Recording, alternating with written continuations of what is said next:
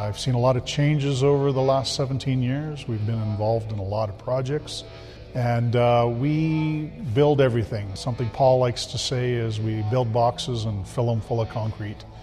We just like building good quality products for owners and the stakeholders, and making sure that they stand the test of time and they're enjoyed by everyone. So we're at City Hall in Red Deer.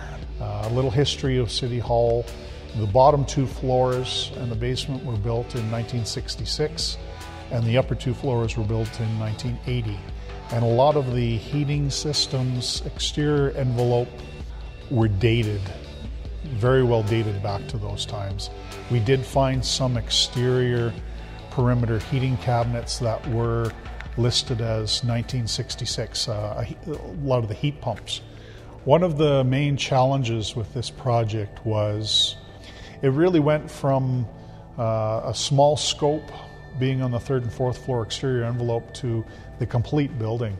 Our motto throughout the project was we're not giving them a 10, we're giving them about a 9, because we couldn't fix and update everything in City Hall. The budgets just weren't there, the timelines just weren't there, but we did our best to give them a lot better product in the end, a lot nicer facility, and a lot more efficient.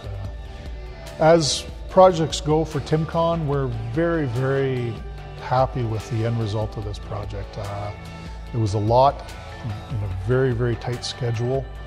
Really, we were given a good opportunity from the City of Red Deer to really change how City Hall functioned, and this is a very high-profile project right in the middle of downtown Red Deer, which has its own challenges, but the updated comfort level is going to be appreciated from the staff and the public for years and years and years to come.